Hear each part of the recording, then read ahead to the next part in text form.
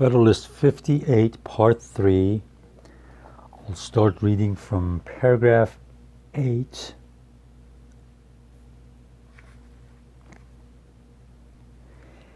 This advantage must be increased by the consciousness felt by the same side of being supported in its demands by right, by reason, and by the Constitution. And the consciousness on the opposite side of contending against the force of all these solemn considerations. It is further to be considered that in the gradation between the smallest and largest states, there are several which, though most likely in general to arrange themselves among the former, are too little removed in extent and population from the latter to second an opposition to their just and legitimate pretensions. Hence, it is by no means certain that a majority of votes, even in the Senate, would be unfriendly to proper augmentations in the number of representatives. It will not be looking too far to add that the senators from all the new states may be gained over to the just views of the House of Representatives by an expedient too obvious to be overlooked, as these states will, for a great length of time, advance in population with peculiar rapidity. They will be interested in frequent reapportionments of the representatives to the number of inhabitants. The large states, therefore, who will prevail in the House of Representatives, will have nothing to do but to make reapportionments and augmentations mutually conditions of each other. And the senators from all the most growing states will be bound to contend for the latter by the interest which their states will feel in the former. These considerations seem to afford ample security on this subject, and ought alone to satisfy all the doubts and fears which have been indulged with regard to it. Admitting, however, that they should all be insufficient to subdue the unjust policy of the smaller states and their predominant influence in the councils of the Senate, a constitutional and infallible resource still remains with the larger states, by which they will be able to, at all times, to accomplish their just purposes. So if the Senate, which is powerful, gets too powerful and wants to dominate, wants to pass a law that is detrimental to especially the larger states, because of what we've talked about, the larger states have a way of defeating that Senate's plan. The House of Representatives can not only refuse, but they alone can propose the supplies requisite for the support of the government. They, in a word, hold the purse, that powerful instrument by which we behold in the history of the British Constitution an infant and humble representation of the people, gradually enlarging the sphere of its activity and its importance, and finally reducing, as far as it seems to have wished, all the overgrown prerogatives of the other branches of the government. This power over the purse may, in fact, be regarded as the most complete and effectual weapon with which any constitution can arm the immediate representatives of the people for obtaining a redress of every grievance and for carrying into effect every just and salutary measure. So again, going back to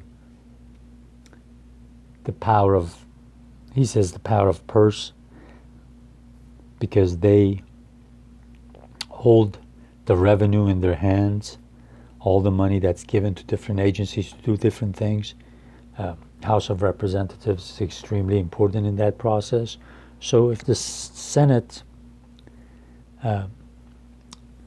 if smaller states who Madison thinks unfairly have got equal number of senators as the larger states, if they get out of hand, then the House of Representatives can stop it, can actually starve it to death, starve any plans they have, because there won't be any money for it. I'll continue with the text.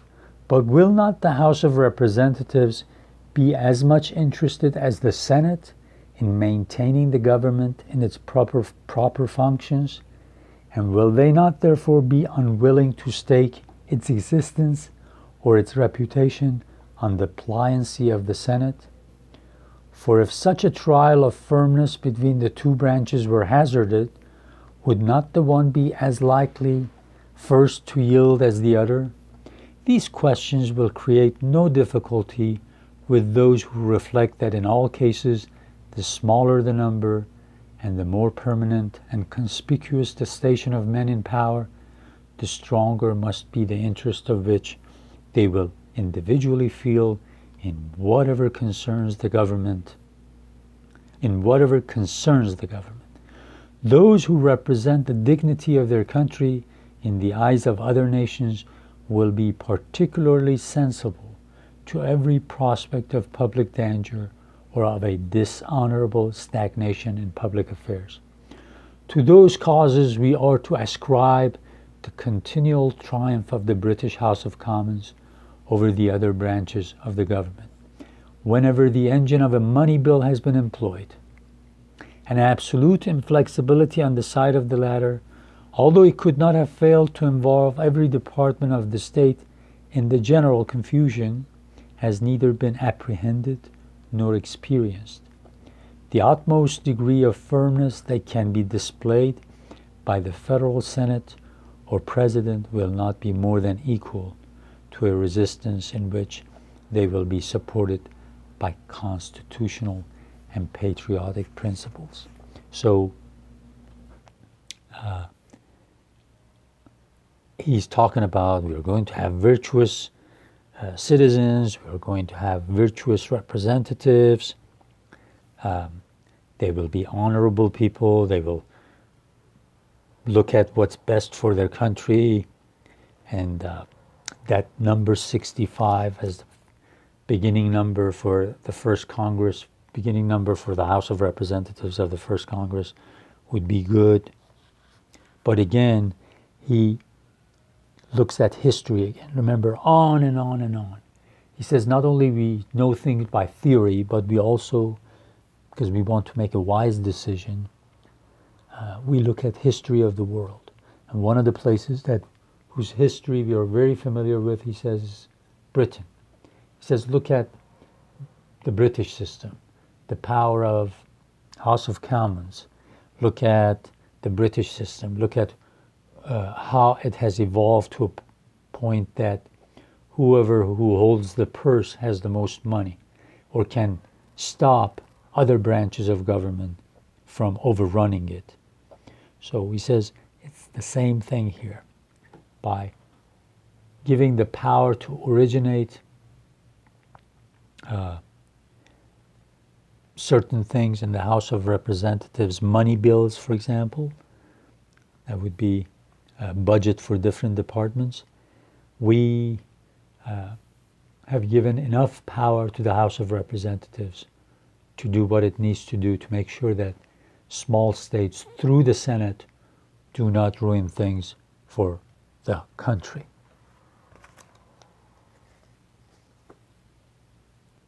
And in the next part, it'll be talking about, well, okay, we're going to increase the number of members of the House of Representatives as the population grows.